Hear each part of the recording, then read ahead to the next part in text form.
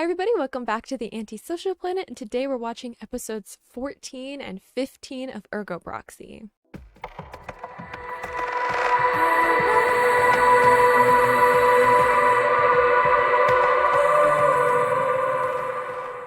So we went through a lot last episode. I went through a lot. I cried. So there's that. We had Vincent and Riel kind of finally coming together and being in the same place and interacting with each other. We had Vincent revealing or showing that he was in fact the proxy that was in Riel's apartment in episode 1, and sort of that conflict came into effect of Riel kind of having to deal with the fact that she is frightened to some way of the proxies, but also like is hunting them, and to some extent she feels drawn to them in a way she doesn't understand, and she wants to understand not only like how she feels about them, but like what they are, how they work, why they're there. Lots of questions that I would also love answers to. And we saw that she was given this weapon from Daedalus that is specifically to kill proxies as a kind of like safety precaution if she's going to be going and hunting down proxies and stuff.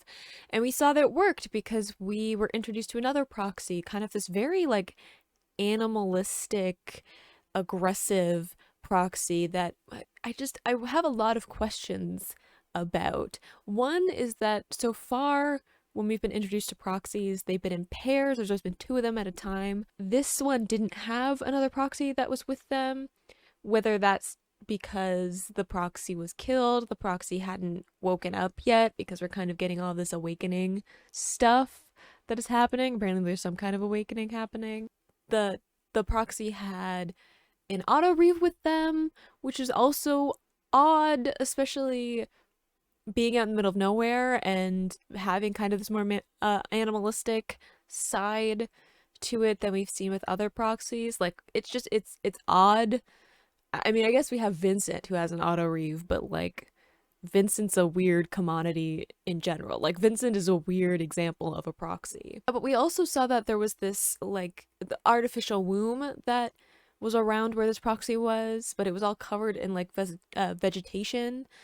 So, lots of weird things of like kind of this little pocket of like rundown civilization and like having plant life in this kind of desert wasteland. It's all very weird about like why exactly that proxy was there, what they were doing, and like what their role was. So I have lots of questions about that, but we did see Riel, using the weapon that Daedalus gave her, and it did in fact kill the proxy, so we know it works, which is like good in terms of like keeping Riel safe, or like if they have to go up against like a particularly nasty proxy. Somewhat a little bit confrontational in that Riel used it to threaten Vincent, so a little bit rocky to the start of their kind of interaction, but baby steps, unlike what Vincent did, which was just to say that he was in love with her, even though like she literally said that she would just try to kill him. So I don't really know what that's all about. And then of course we have the moment in the last episode with Iggy that I just cried, just lots of tears, had to take a break. It was a lot for me. So Iggy infected, which we saw that would happen when he was fighting the infected Autoreeves that were attacking Riel. So we saw that he interacted with them. Didn't click in my brain that he would be infected by that until like it was revealed that he had been infected by this cogito virus. So that kind of basically it gives Autoreeves a soul. I don't know how much of that is like actually like soul, or it's just like independent thought or whatever. But happened to Iggy. Iggy decided to go against Riel's orders of taking the dead proxy back to the city, and instead came back to protect her. He went a little bit evil. He went a little bit dark side with the red eyes that were happening. But Iggy's thought was, well, if I can kill Vincent, if I can kill the proxy, then Riel will be safe and we can go back to the city and just like go back to what our life was. But he was also a little bit upset with the way that Riel treats him generally, which I get. Riel was a little bit difficult in that episode, in a couple of episodes. She's not the most friendly of people in general. Like, she kind of keeps to herself, and I feel like she's constantly having to prove herself. So maybe a little bit arrogant. There's some things about Riel that I feel like, she kind of puts up as a barrier between her and the world. But so we had Iggy coming back, deciding that he was going to fight Vincent, kill Vincent. I don't really know what the plan was because Iggy isn't like a combat auto reeve. Like, he doesn't have a lot of combat training. He's some. We've seen him some hand to hand combat, obviously, because he's there to like be a companion to Riel, and Riel's job as requires a lot of that kind of stuff. So I don't really know what his plan was, but had a confrontation with Vincent, had a confrontation with Riel where some things were said. And then we had this auto reeve that was accompanying the proxy that Riel killed, attacking Riel, and had some kind of like self-destruct function to it. And Iggy picked up that auto reeve and pulled it away from Riel so that she wouldn't be killed, and it got Iggy instead, which I was like shocked by, and then it didn't get me until Iggy was like half begging, half like being vindictive at the end. Like, he was like wanting to live but also being upset with his existence. And I couldn't do it, guys. So now we have Riel kind of rethinking, Otto Reeves kind of rethinking her own like viewpoint, trying to figure out how she feels about Vincent, because her like I feel like her default is to be confrontational, but Vincent, you know, is very kind of not confrontational. Vincent isn't. Ergo is a little bit confrontational. But Vincent, when he's in Vincent form, he's not a confrontational person. In fact, he got a hold of Riel's kind of special gun that she had to kill proxies and decided to give it back to her and be like, as a sign of trust, being like, we have to trust each other if we're going to like spend time together. So now we have Vincent, Riel, and Pino on the rabbit ship searching for answers. I really don't know where we're gonna go with this. Of like, we've kind of left the stuff that was happening with like Raoul and Daedalus and stuff for a little while. We've passed the halfway mark. Things are starting to move. I feel like I'm starting to kind of figure out what exactly is going on, sort of, and kind of pulling the pieces together. And I definitely see some kind of conflict, some kind of breaking point that is quickly coming. So I don't know if we're going to go back to kind of like what is going on with Raoul, or if we're going to stick with Vincent and Riel and Pino. Maybe some other crazy stuff will happen, like with that one guy that was talking to Vincent in the like library. Dream, not dream, self-exploration thing. Like, who was he? And why? So let's get into episode 14. In 3, 2, 1, go. Okay.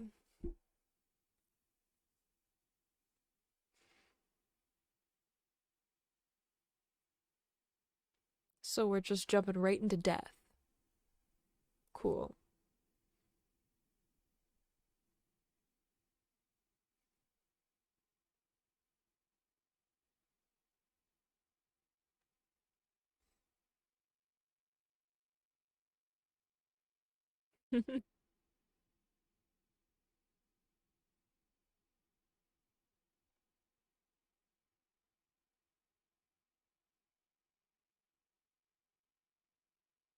Are they almost there?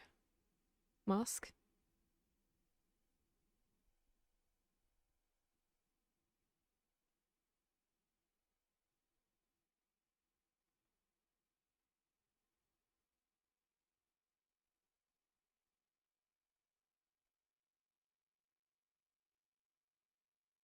That seems symbolic for like disappearing under the water. Ooh, because the episode is called Ophelia. So Ophelia is in like the Shakespeare character, the tragic character. Hence the water. That's Hamlet that Ophelia is from? Yes? Yes. The girl that was in love with Hamlet.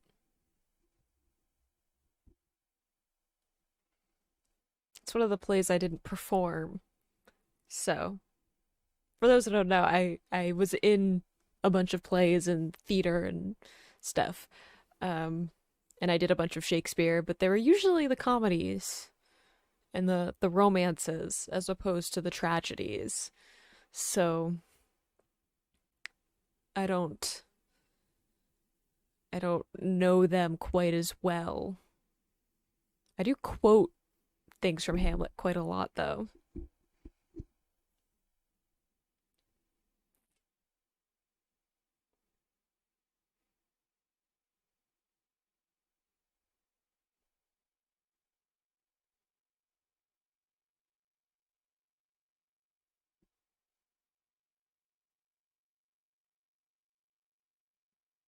So I'm assuming they're almost to mosque if they see the dome.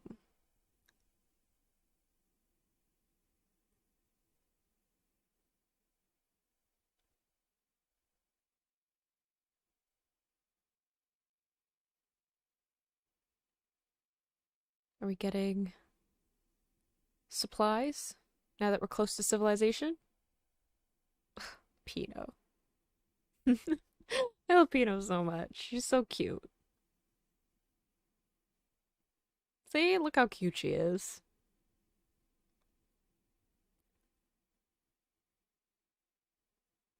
Abandoned. Is this another abandoned city? Like the one that Riel was at before?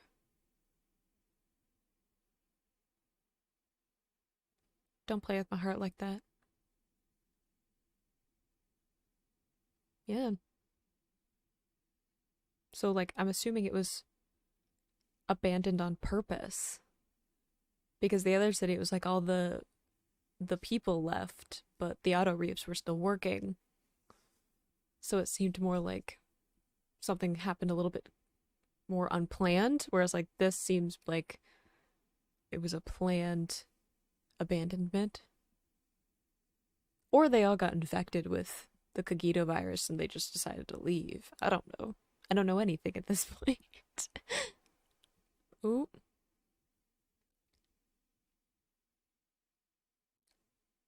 true, but like not entirely without reason. I get where you're coming from with the whole paranoia thing. It's fair.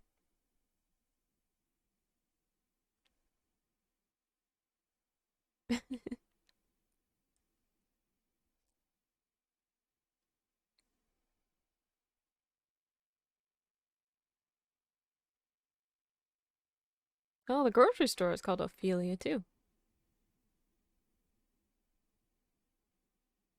Pino, what are we doing? Just opening all of them?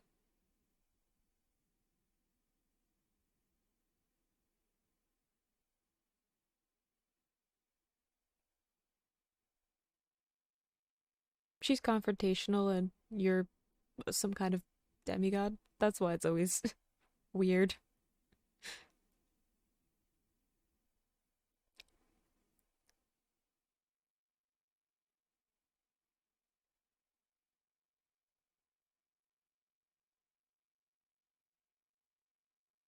At least enjoy it.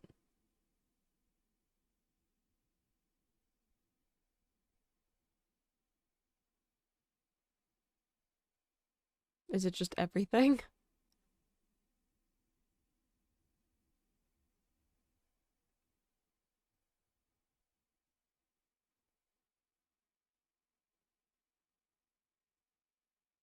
Aw.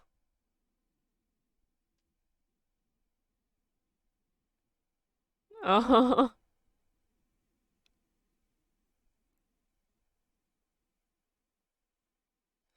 Yeah. Oh no. You gotta try it though. That's just like parenting 101. You gotta at least pretend you like it.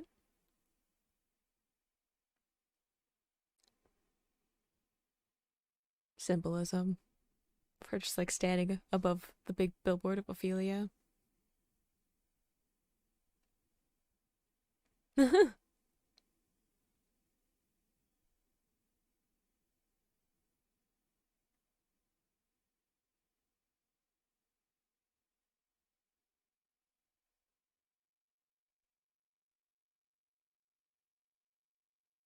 Was that a smile?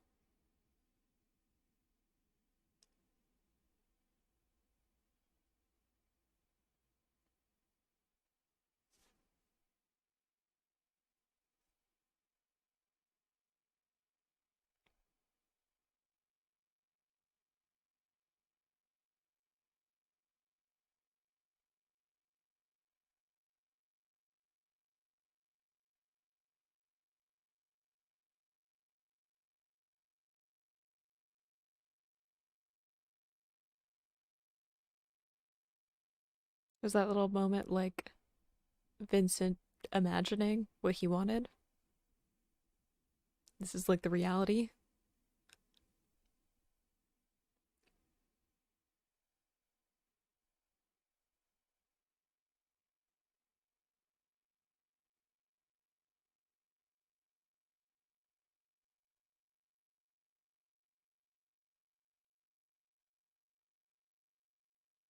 Ooh.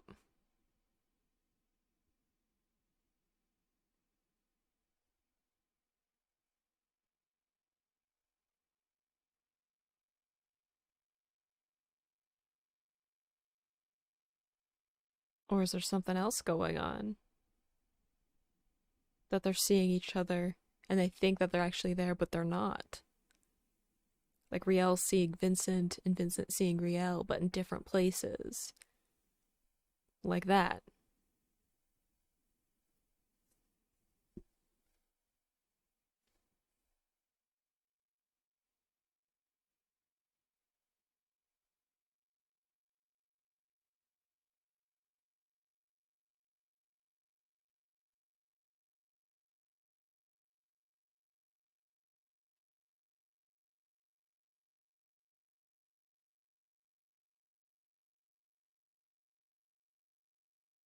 I feel like there are mind games going on.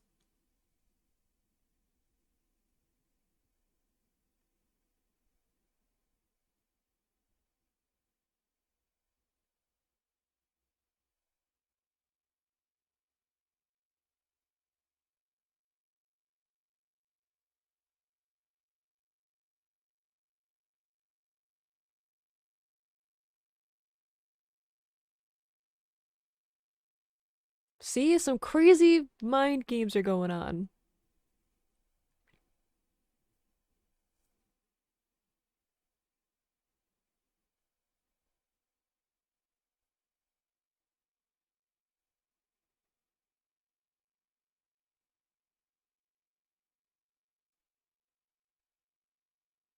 There's some horror movie stuff happening.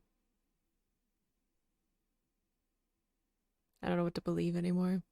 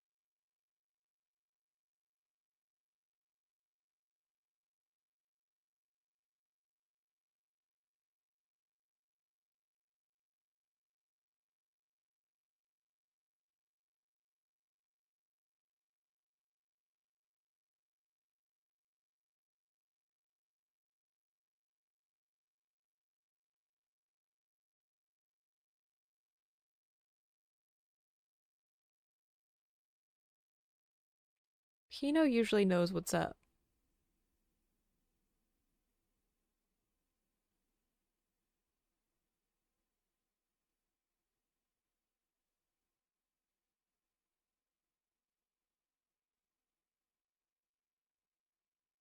I also feel like maybe the episode is out of sequential order.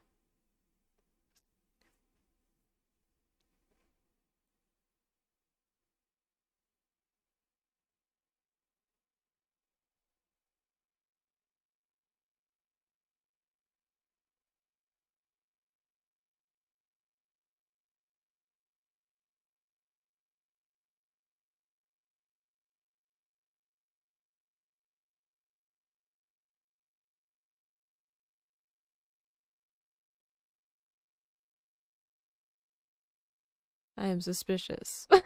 I'm like, I don't think she's actually dead. Nor do I think that's actually Vincent. That's with Pino.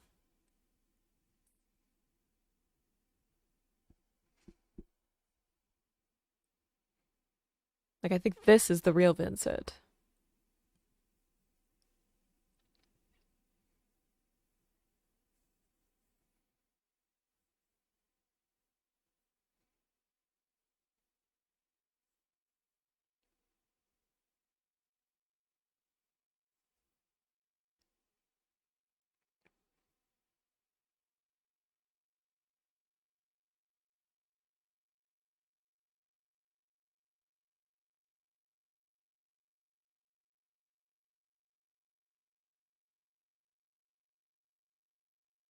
This random, like, lake in the middle of the city.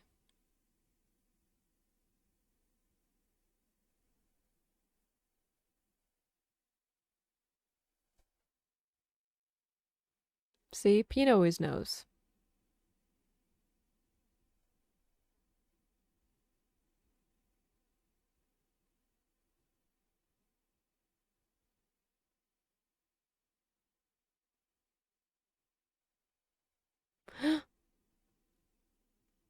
I mean, you can't strangle her.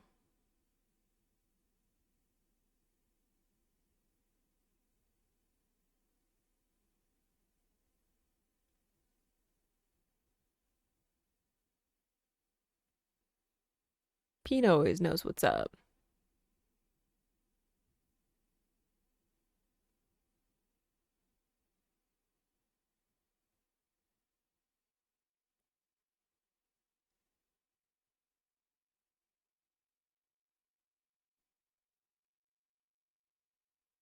So is that why his clothes had to dry? Because he's gonna, like, jump in the water to get her? Like, I feel like the beginning of the episode is like the end of the story. It's tripping up my brain.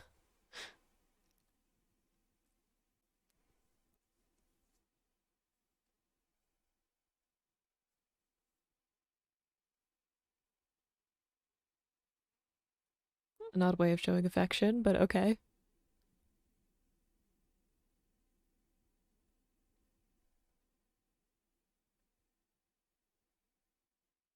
I feel like it's not, yeah. Yeah. I'm like, not the real Riel, if I had to ask.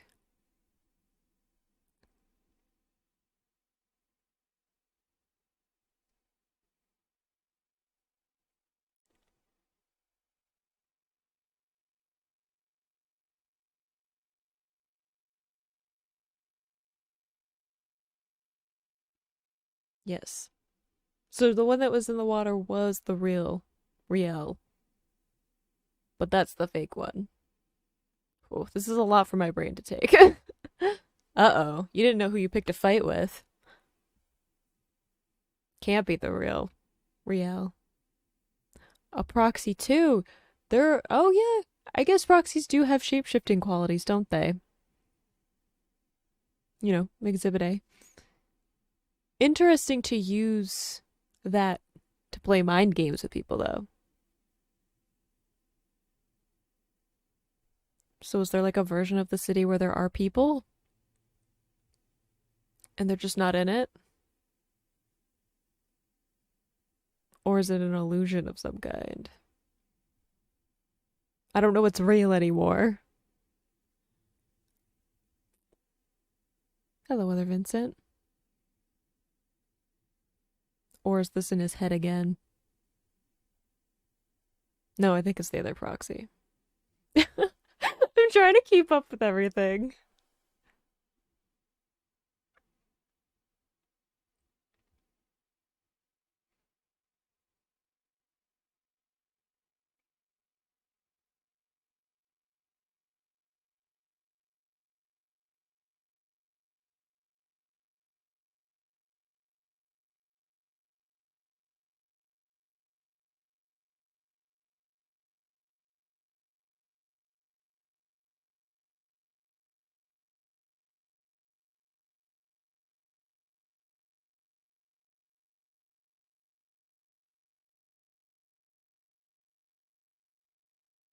Oh, okay. We killed off a society out of a grudge.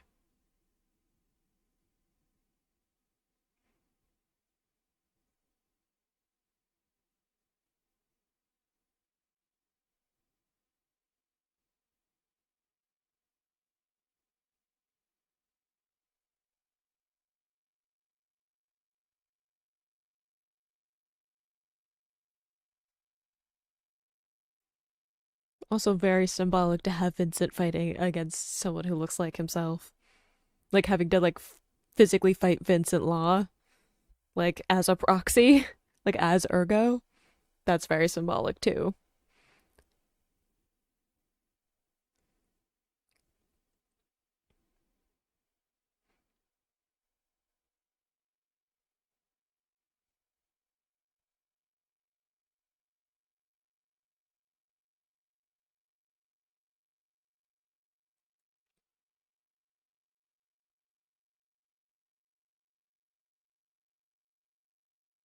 She's not with Pino though.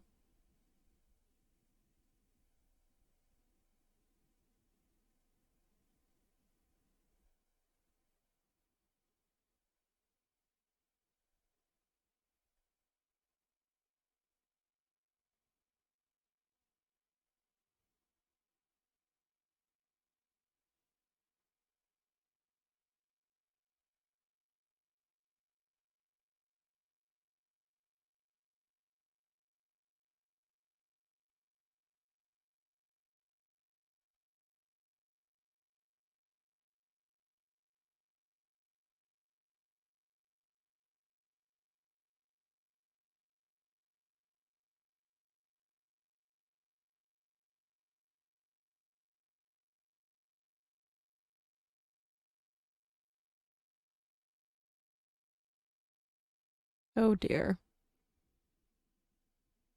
That's some serial killer stuff right there.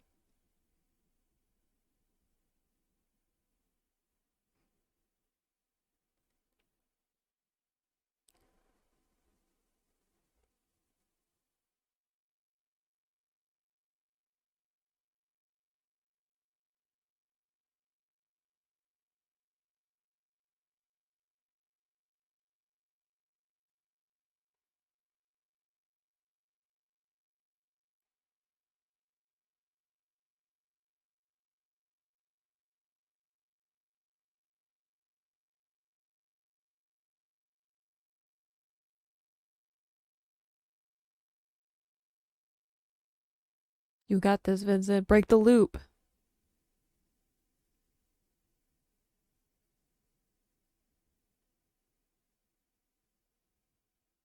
Ooh.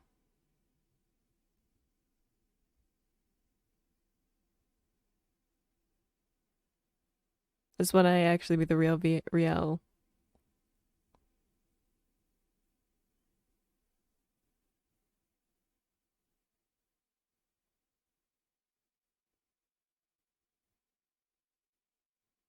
Or they're using Pino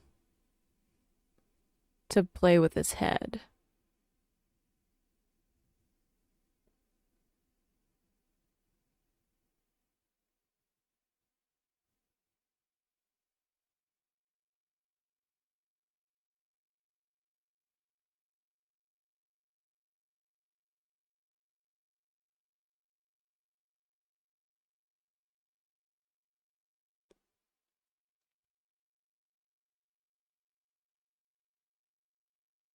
Come on, Vincent.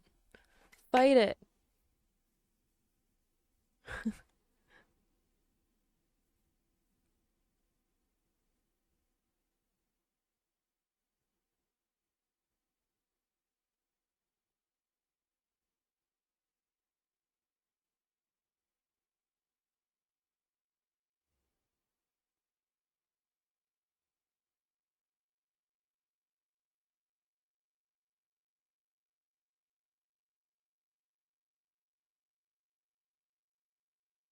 Are we caring, Riel? Interesting. She's been a little bit on the fence about whether or not she cares about Vincent. A little passive aggressive. Are we choosing to be compassionate?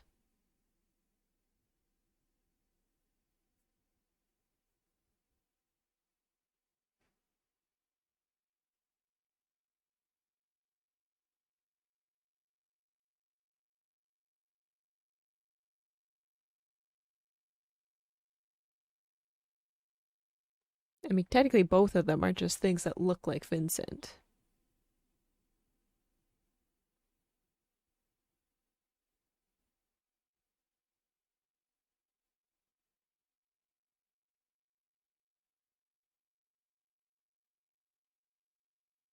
Oh.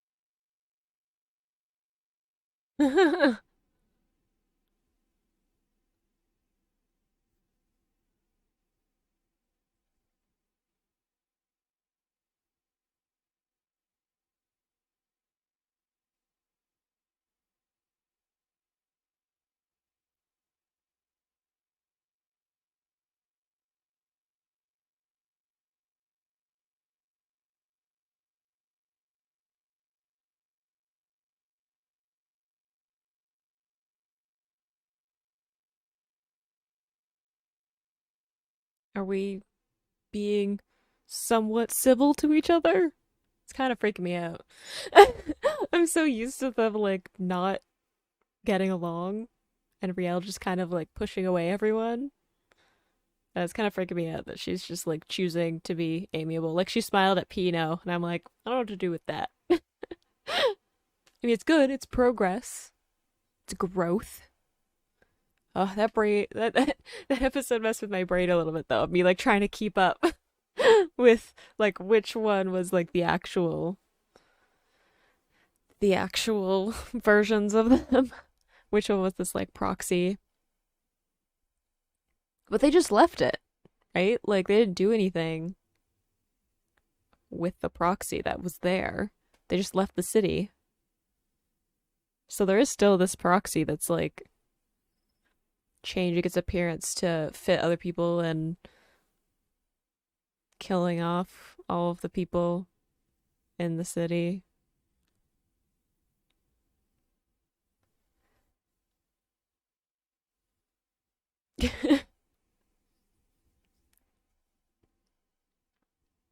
So far, all the proxies we've seen have had like destroyed cities. Like, I mean, I guess that was like the city was fine. There weren't any people in it. We haven't seen any proxies that are like actually taking care of the city that they're supposed to be in charge of or that they inhabit.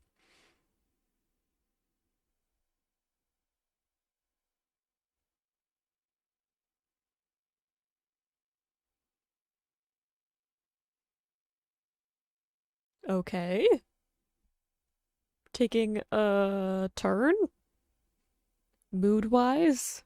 Like a lot of that episode was me just trying to keep track of where everyone was and what was going on. I'm not Pino. I can't like just know and sense things like she does. But I think more than that, there's like a lot of like symbolism in that. I feel like that was a lot like the episode where Vincent was in like the bookshop or the library and he was kind of going through all of these different inner conflicts and stuff like that. I feel like that kind of is a similar thing with this episode of like, it wasn't exactly linear. There were lots of different kind of red herring kind of, things, deceptions happening that were like causing it to kind of be muddled. And I feel like that's kind of like partly that's similar to kind of like dream sequences, but it's also similar to just like thought patterns. Like you don't think in a linear way really, and you don't like always, like your brain doesn't always stick with like factual information. Like your brain plays tricks on you and like makes you think certain things that you don't really believe, or like makes you feel certain ways about stuff where you're like, well, that's not actually how I feel and think about that. At least for me anyway. I know my brain does crazy things to me all the time. So, it kind of mimicked that in the way that they were choosing to tell the story.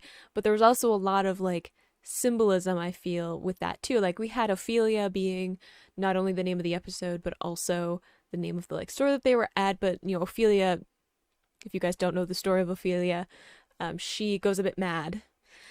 So she goes a bit crazy throughout the course of the play until she's out picking flowers and she ends up falling into a river and drowning, and I'm pretty sure she like sings the entire time.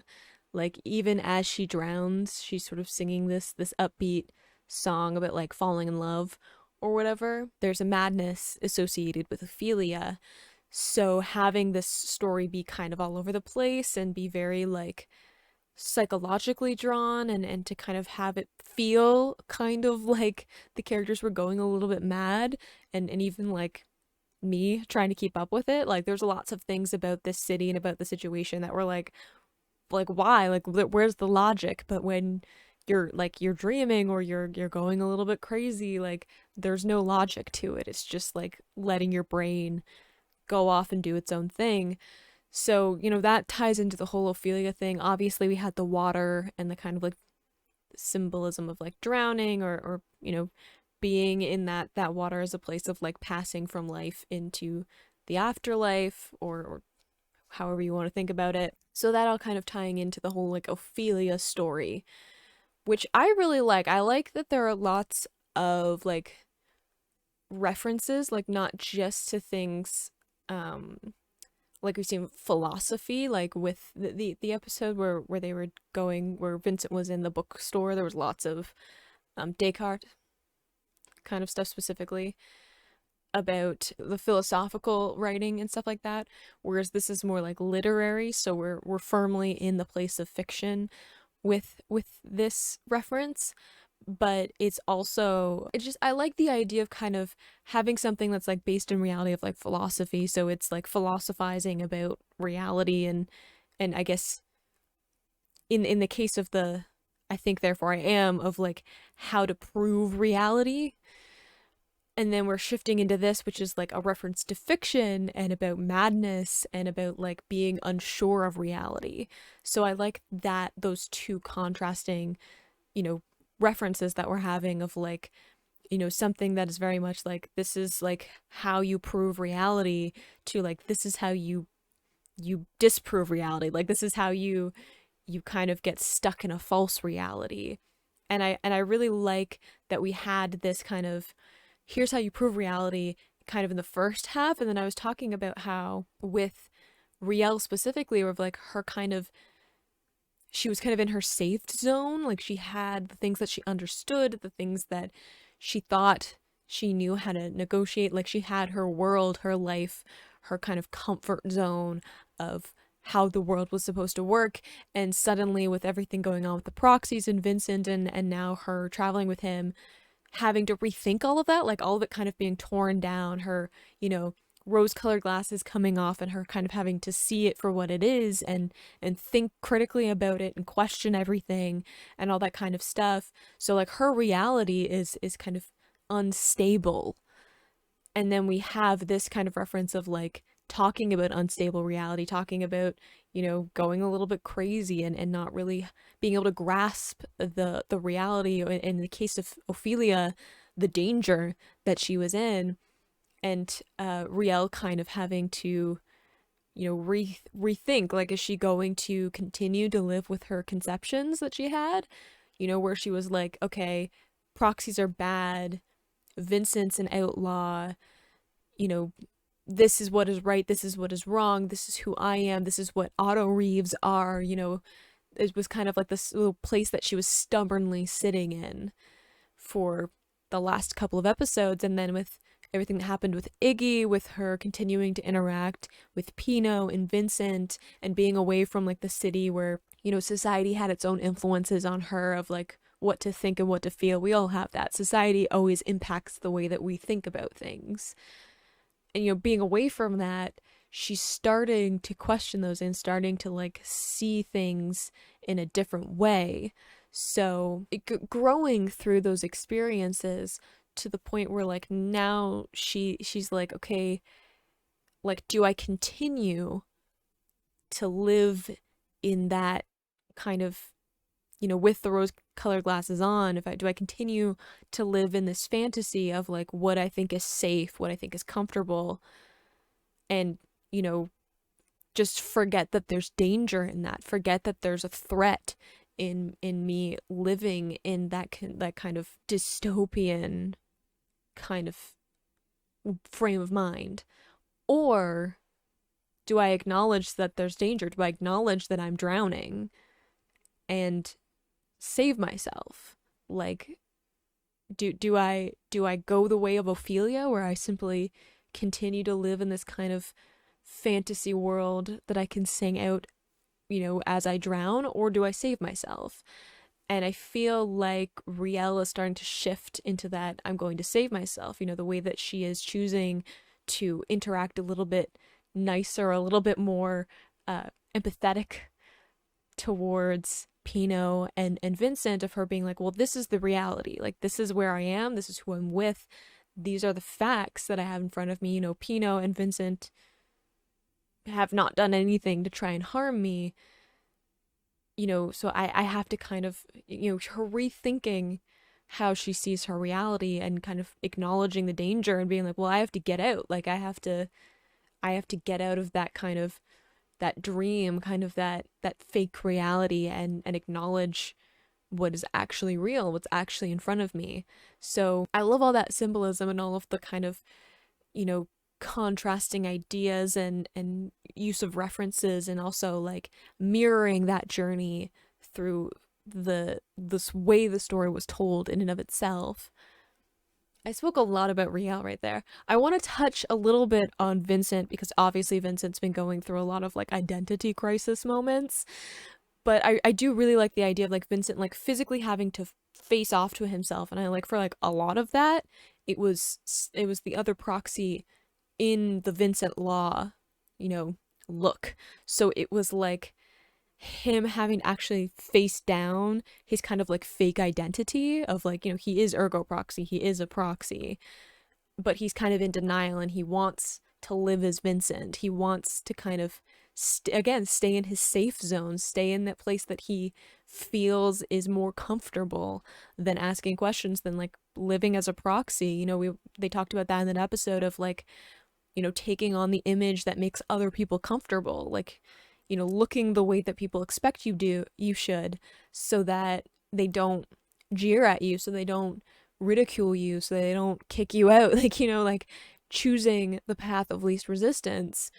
And that's really what Vincent Law is for him.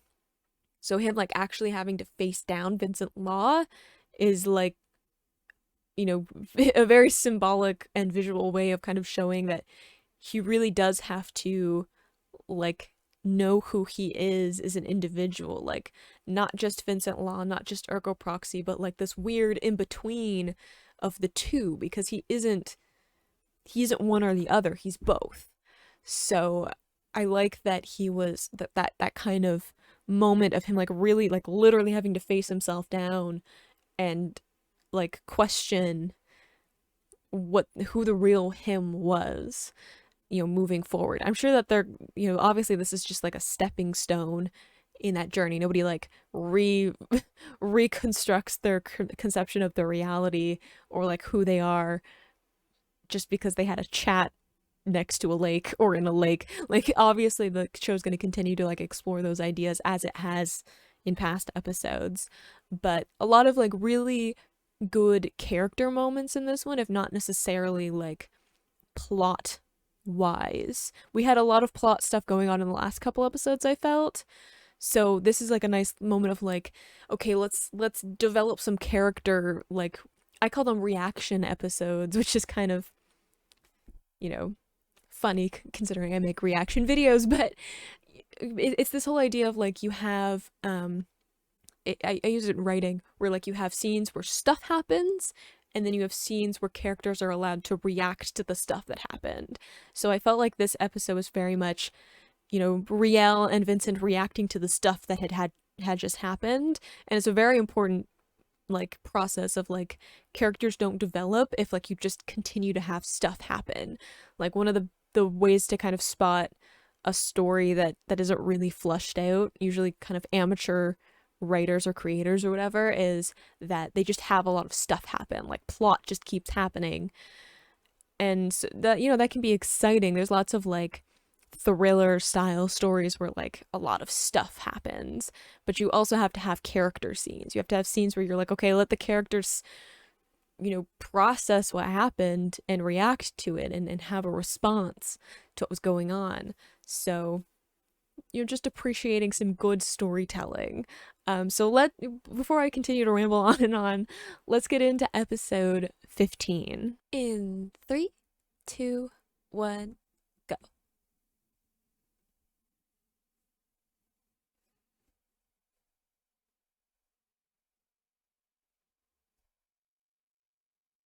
Oh yeah, there's the weird game show going on. Bit of a tonal shift for this episode, but I'm sure it has some kind of philosophical philosophical reasoning for it. He got one though.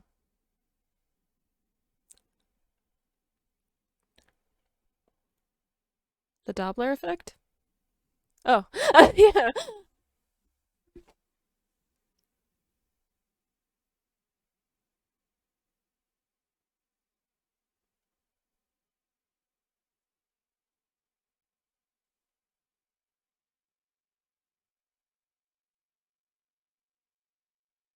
I have no idea.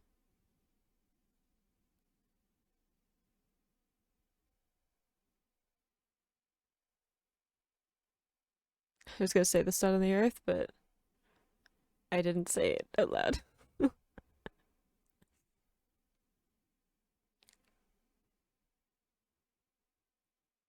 I wasn't paying enough attention for most of those questions. I got the Doppler effect though, because physics things.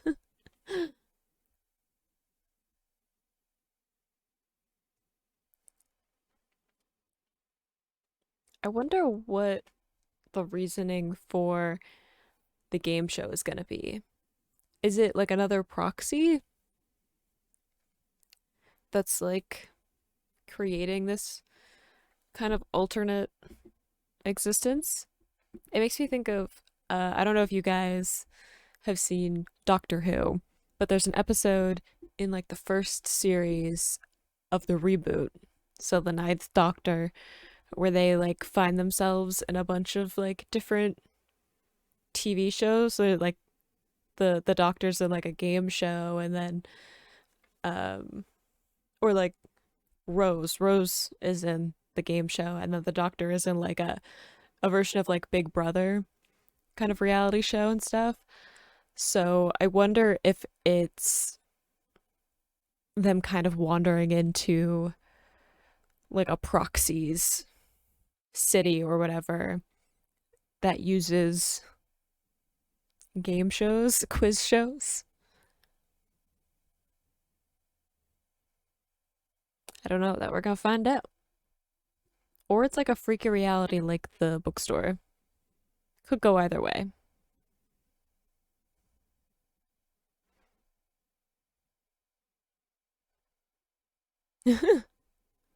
Some people are just better at The arts.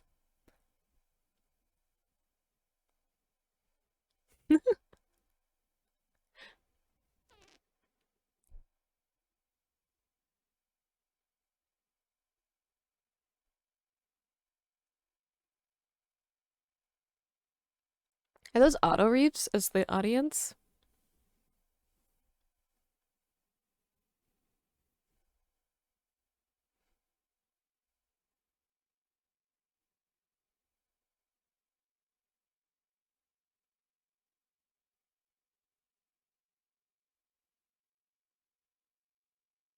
Oh my goodness. So, uh, high stakes.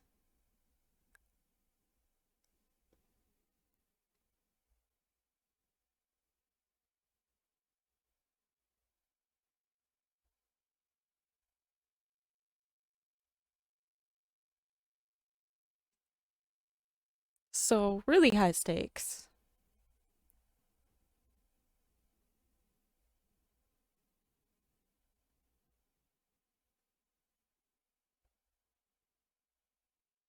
Oh my goodness. I would lose this. I'm not good under pressure. Like, I would suck at Jeopardy. I know lots of random stuff, but I'm not good under pressure. I feel like I feel like this has to be something to do with the proxy. So is MCQ a proxy? And that's why there's all these like auto reeves around?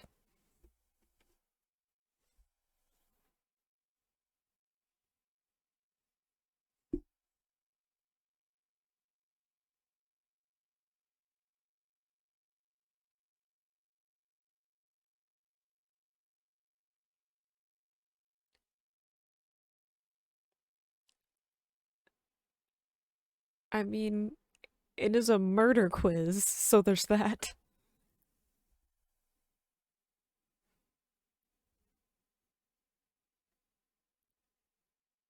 Where's Pino and Riel? Are they also playing the game?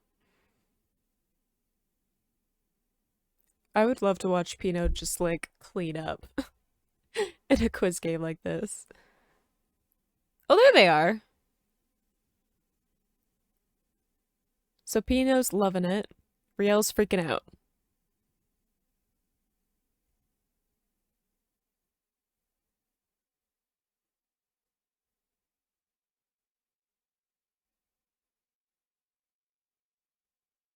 It's really weird that the audience is just a bunch of auto reeves that they're like performing for.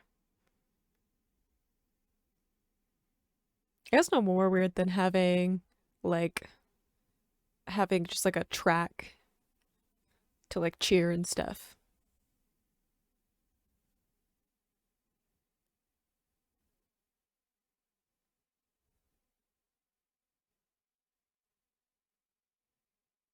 I kind of want to play along. I know I said I'm not good under pressure, but I actually love quiz games.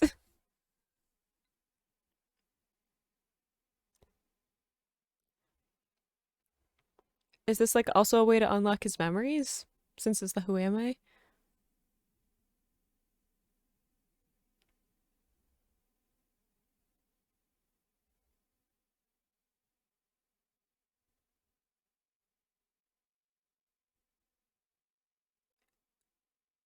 Is it Riel?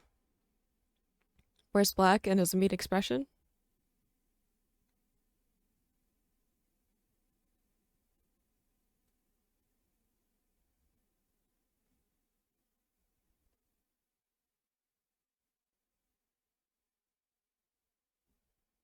No?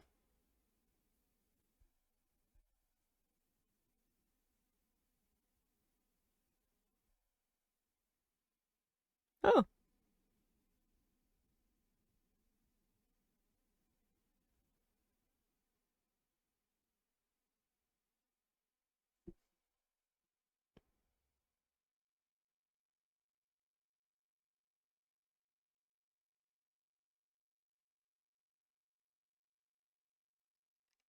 Is it Ergo Proxy? Vincent? Because I'm like, the proxies have dark colors.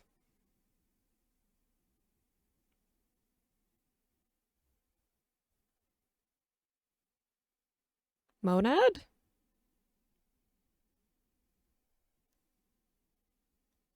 Raul? Pino doesn't wear all black.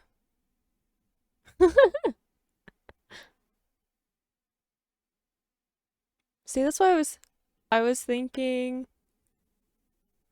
I was thinking a proxy because they can like survive well in extreme conditions.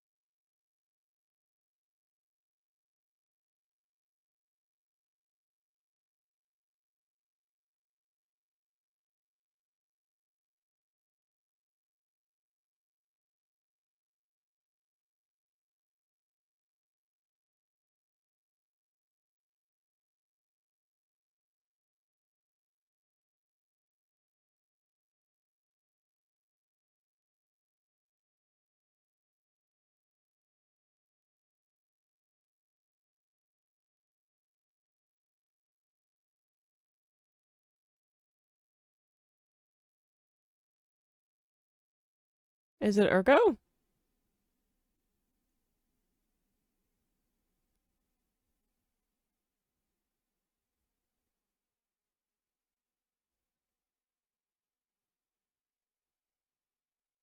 Because Ergo cried.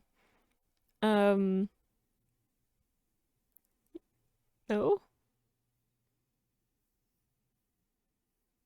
is it Monad?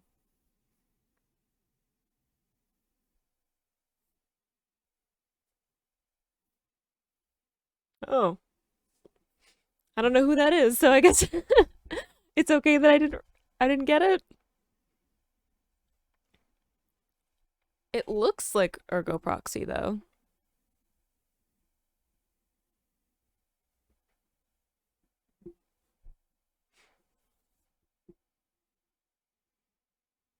I feel like I'm getting distracted by the game show format.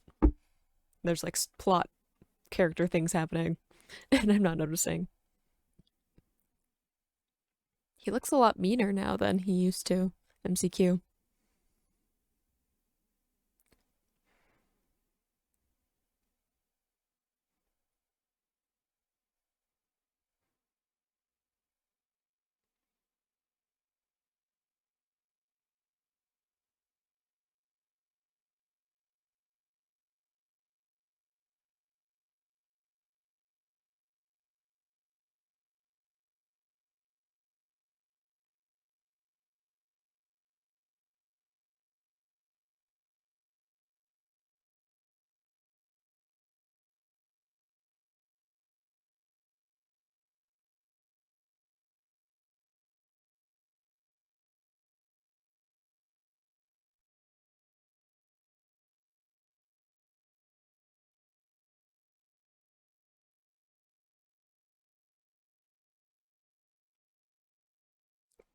Wouldn't it be what like Ramdo or something? Mosque? Like a city that grows?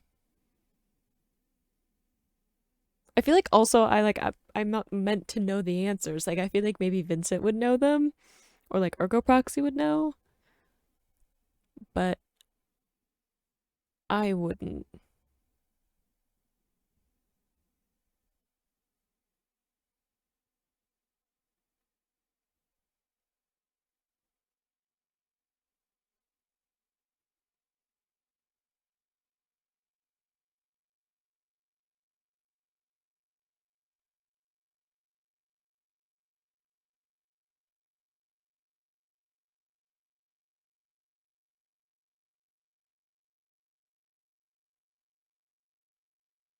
So it's everywhere.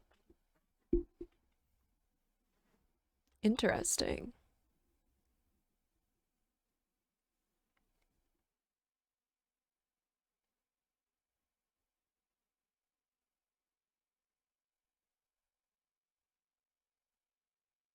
It does feel like it's something like a proxy, though, because the whole like awakening is happening, right? So it's like bringing awareness to what's going on, and that proxies are a thing.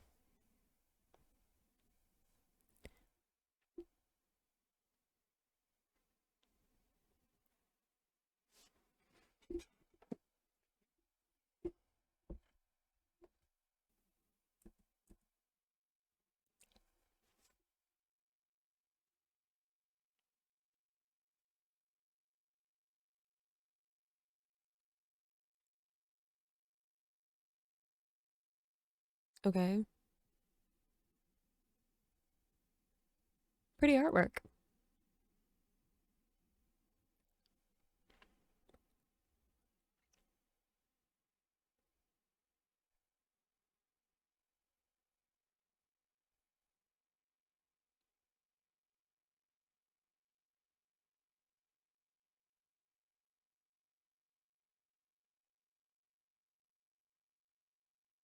Hmm. I don't know if it was the first tool, the first weapon.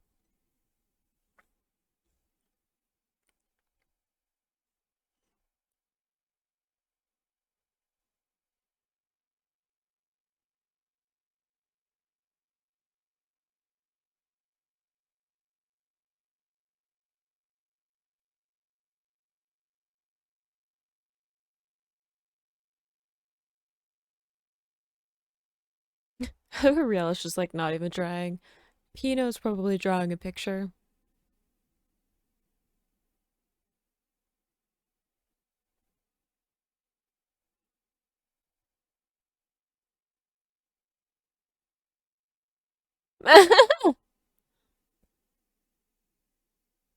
Aw,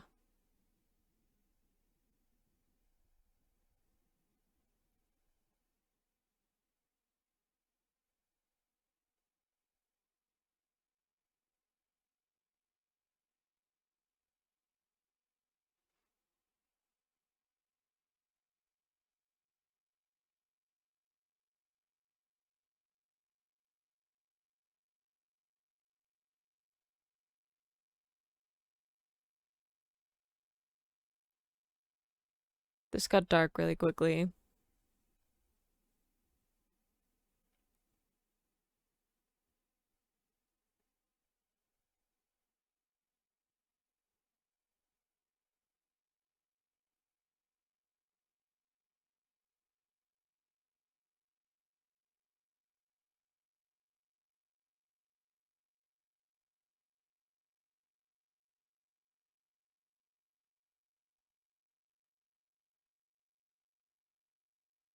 So were there more humans on the Earth before?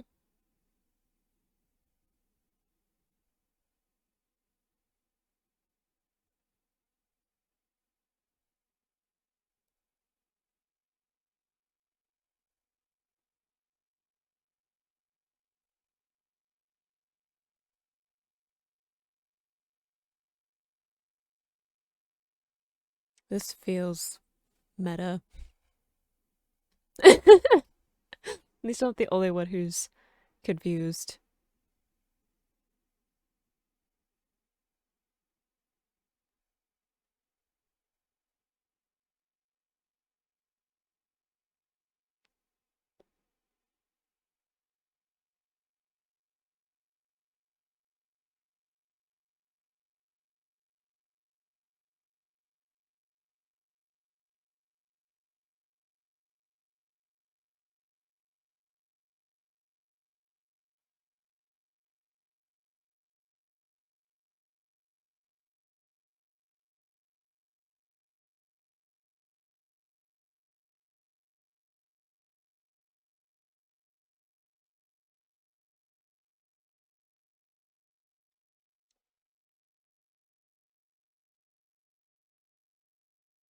Is this a proxy with like another death wish? Because the last one seem to not want to be around anymore.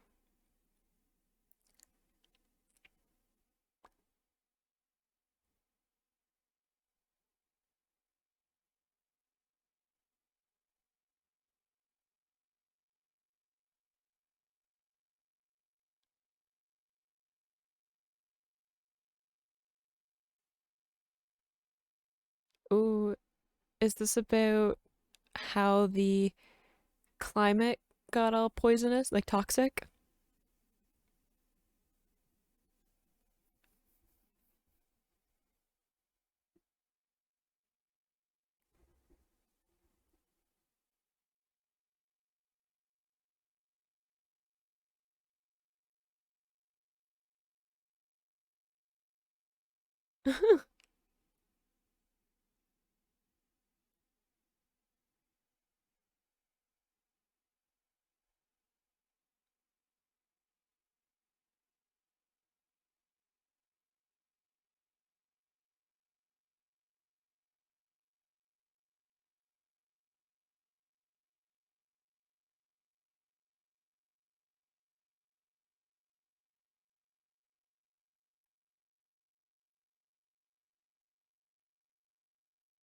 Ooh, this is something I want to know.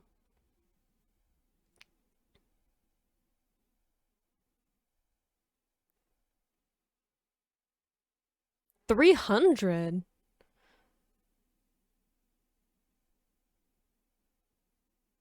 There's so much world building information being thrown at me right now.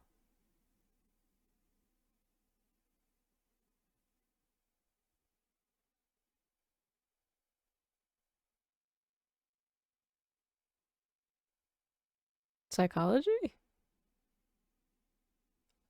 Close.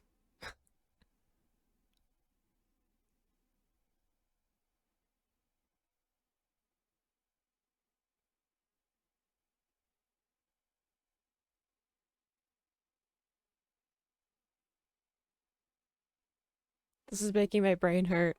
There's so much information being like rapidly thrown at me. The sun.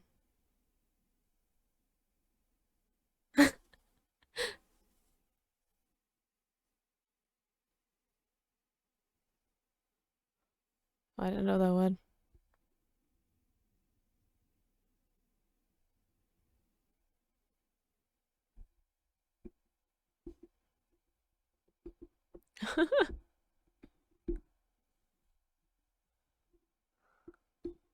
Oh my goodness.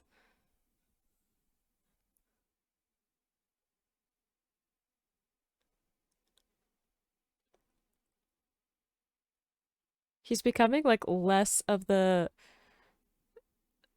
like generic Vincent Law look, becoming more of the Ergo Proxy look. I'm just saying.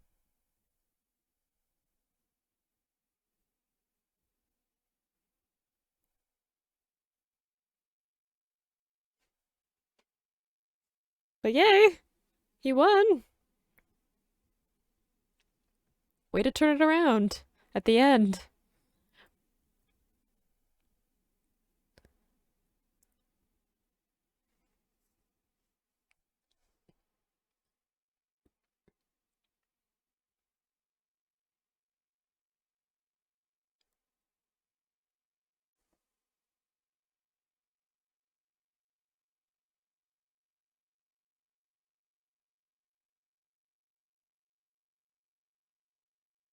Oh,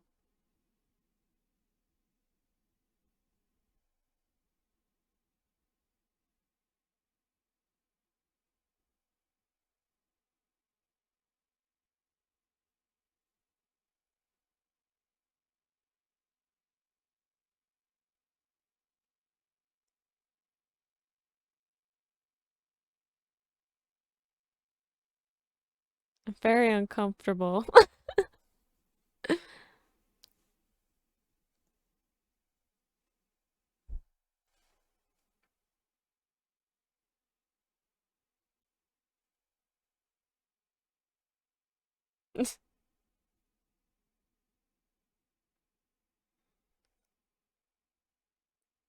I feel like this is gonna take a dark turn really quickly.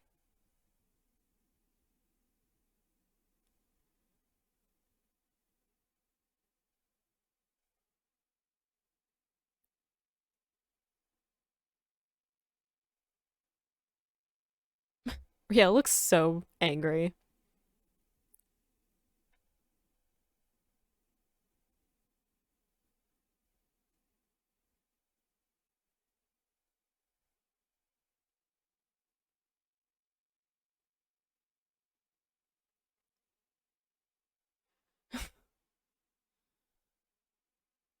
I feel like there's so much that I just got told. That's it?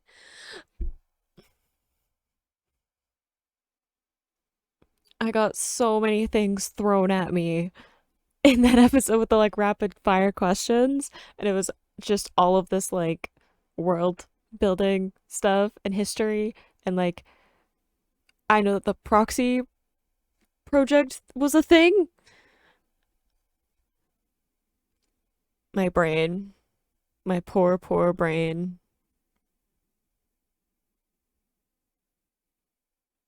I feel like I'm gonna have to like go back and like look at stuff before I can like properly talk about everything that just happened and like what my thoughts are on it. But they said there was a special message at the end, so I gotta wait. Like I usually wait anyway, but I gotta wait this time because if there's a special announcement at the end of the program,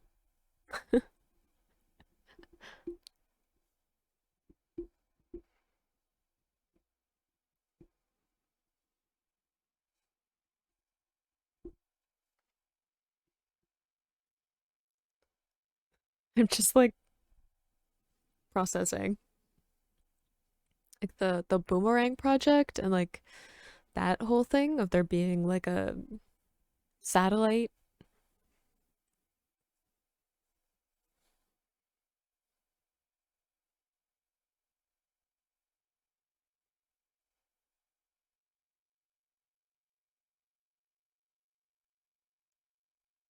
Excuse me. So a lot of information was thrown at me in that episode without a lot of context. So I apologize if I don't get a chance to talk about all of it or I don't fully grasp all of the nuances of what was going on. I'll do my best to kind of summarize the points that stood out to me the most and just hope that it's gonna be information that's like expanded on as we get through the rest of the show. The first thing I want to talk about is the proxy project.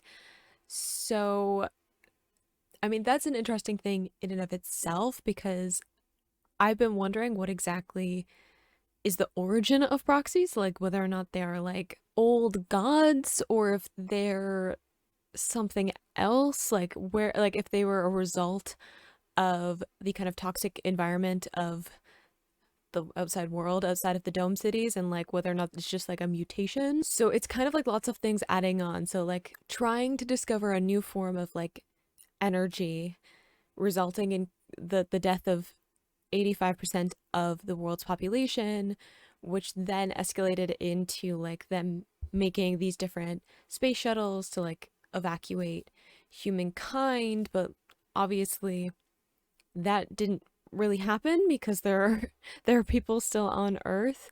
So it does explain like why there's this toxic environment and why the dome cities are so important. And in terms of like how it connects to the proxies in and of themselves, it seems as if the proxies were somehow created. We know there are 300 of them that were created.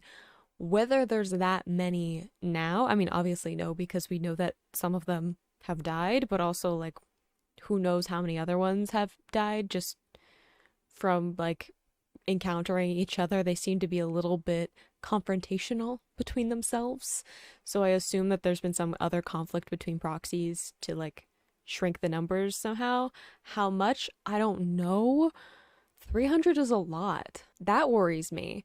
But it seems like they were put in charge of certain things, or they're like, they have some kind of vital function to the way that this whole like domed city situation works, which kind of fits into what we've seen before in that we've seen proxies being in charge of like cities and in civilization. So like we've seen like abandoned cities, like run down cities that are ruled or looked after by proxies. And then we saw with the last episode that there was like a well-maintained city, but there weren't any people in it. So like it seems like proxies tend to be in charge of specific locations, or like they're responsible for some kind of function within that specific location, which makes me think that like Vincent and Monad were in charge of Mosque.